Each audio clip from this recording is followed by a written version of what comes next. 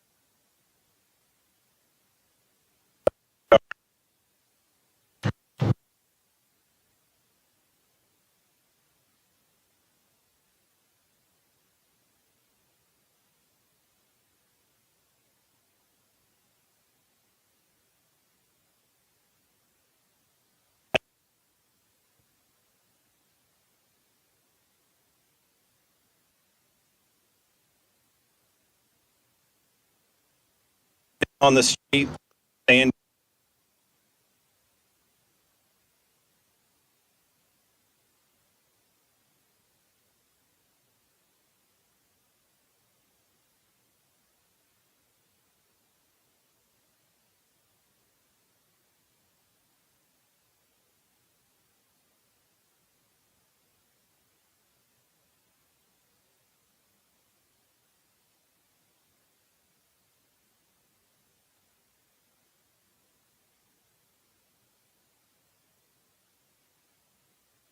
we will mark an incredible birthday.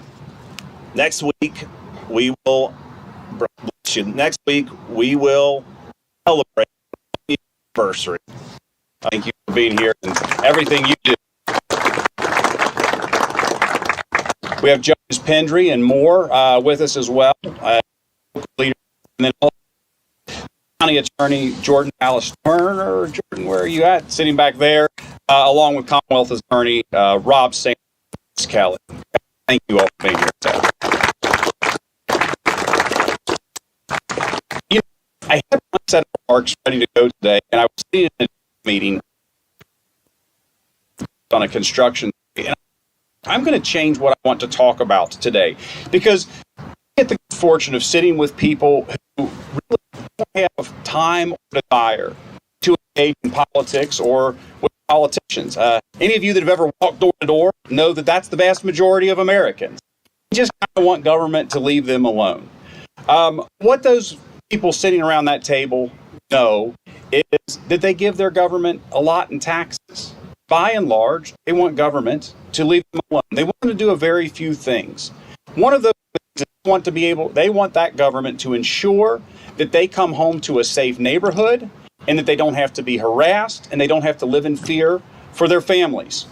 They want prompt emergency services when they call, but by and large, they just want to be left alone. But the provisions of safe neighborhoods and emergency services are not always easy.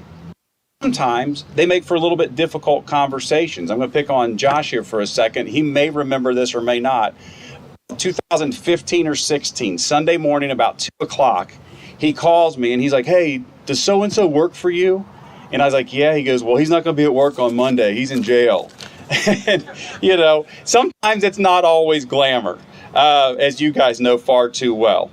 But sometimes, in the most extreme circumstances, when our law enforcement is called upon to act on our behalf, they have to do so at the point of a gun. When that occurs, those who are charged with maintaining peace need the best protection that we can offer. That's what this program is about, ensuring those who protect us are protected. In those situations that evolve in a matter of seconds or minutes at best, there's no time to stop and think about, oh, let me run back and get something.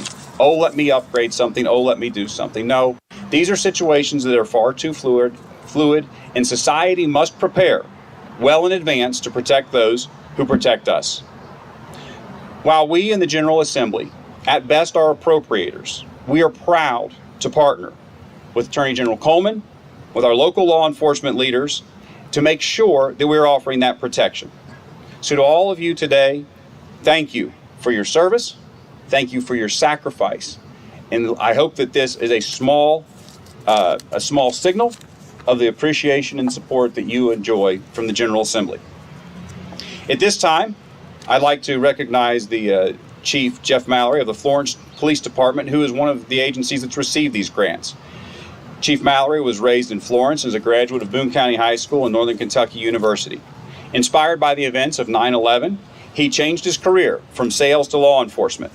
Both his brother and father-in-law are law enforcement officers, and he joined the Florence Police Department in 2002, serving in the Criminal Investigations Unit, the field-based training program, and as the accreditation manager.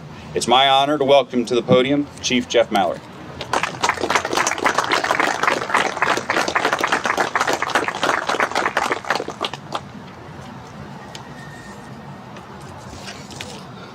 Thank you, Senator McDaniel.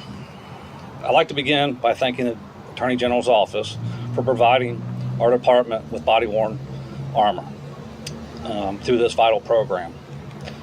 The initiative delivers an essential piece of protective equipment that directly contributes to the safety and well-being of our officers. The goal of this program is to equip every law enforcement officer throughout the Commonwealth of Kentucky with protective armor. In Florence, we're very fortunate. We have the steadfast support of Mayor Abishan, our city administration, and the city council. Each year, they ensure that we have the budget that we need for our officers. We became aware of the program, the grant, at an ideal time for us. We had several officers that were wearing armor that was getting ready to expire, and we were in the process of hiring several new officers. The financial relief that this grant has provided for our department is that we can reallocate funds to other community-focused initiatives. For example, this year we were able to bring back our crime scene investigator camp. And this is a camp, 3-day camp for middle school kids, and it gives them hands-on experience in forensic science and law enforcement techniques. We are also exploring the launch of a Teen Citizens Academy, which is going to engage and educate our high school students. Programs like this from the Attorney General's office not only enhance officer safety, but also enable departments like ours to expand services and outreach for our community. It is deeply concerning that there are some officers patrolling their communities without body armor. In this day and age, that's unacceptable. With the availability of programs like this, there should be no reason for an officer to be patrolling their community without appropriate body armor to protect them. Once again, we thank Attorney General's office and Senator McDaniel for their continued support and investment in officer safety and public service. Thank you.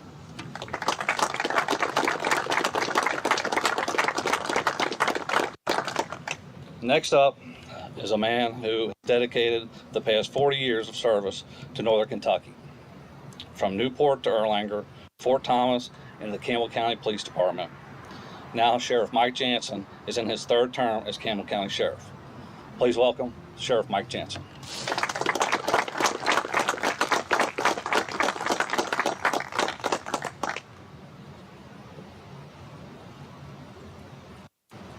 Getting close, I guess I can say good afternoon. To extend my gratitude to Kentucky Attorney General Russell Coleman, his exceptional staff, the Northern Kentucky Police Chiefs Association, and the President, Captain Gary Helton, for allowing me this honor to addressing the significant announcement regarding these grants for public safety. I would also like to acknowledge my family, my wife Jill, my mother Bonnie, my nephew Tony, and my son Jeff from Erlanger are here. I just want to say, talking about Bonnie, who raised 3 sons on the principles of working hard and serving others. Thank you. And you'll see the right reason why I mentioned that. We all chose a career in law enforcement. That thanks to you and Dad, I always want to give special thanks today to our state, to our county officials and city officials, the police officers, the police chiefs, the sheriffs, all law enforcement present today. Your partition today highlights the importance of our mission in law enforcement. Together we gather to celebrate the success of this program that was started by the legislators through Attorney General Russell Coleman. Here today, I feel a personal connection as we honor those who bravely served.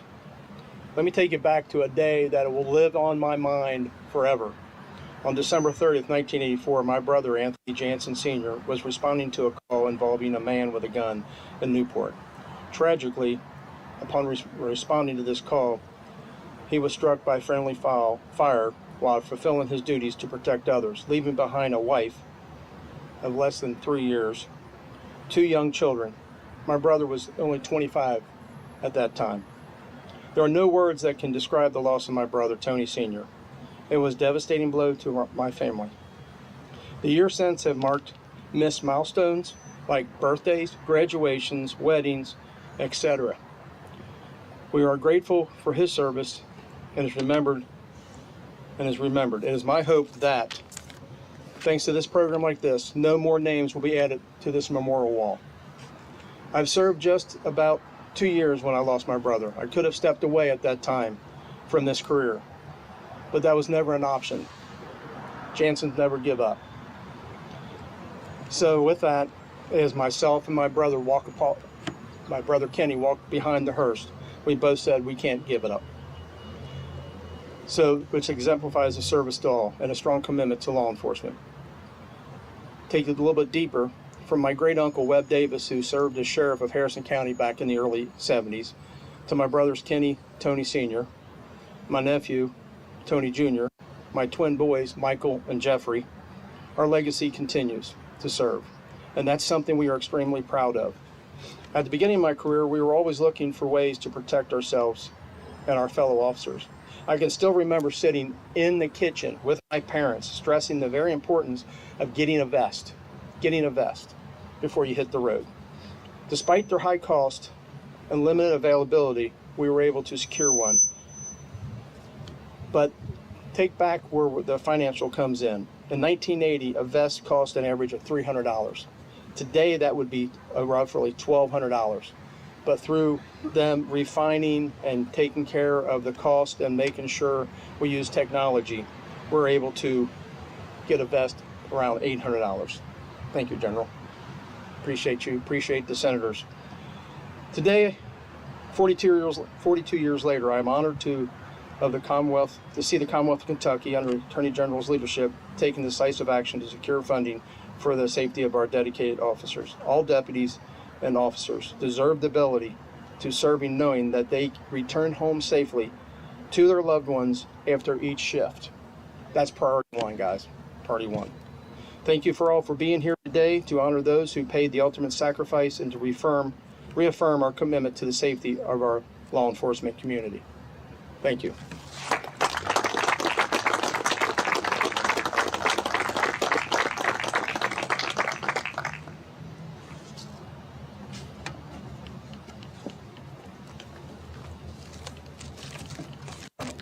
It's incredibly humbling to stand here after we discuss the loss that your family endured. But it's also, this is a testament to why this program exists, so that no more families have to experience that loss. We're here to celebrate this program, to celebrate something that's working in government, something that's working as we zealously collaborate, federal, state, local. We tear down silos to protect officers. That's why we're here. And we're here to honor the sacrifice of Tony Sr. and the service that continues with Tony Jr.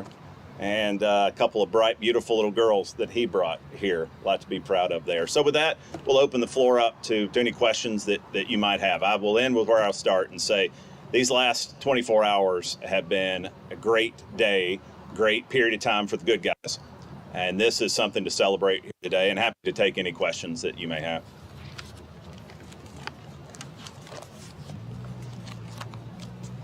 Fantastic. With that, maybe the most important message is please be safe. Please be safe and know that what we do in this program matters, not just words from a podium.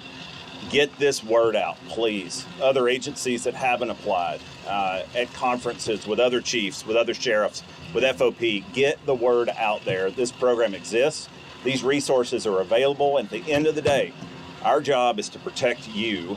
Our job is to try to save lives. So please help us get the word out there. Thank God for y'all. Please be safe. Thank you.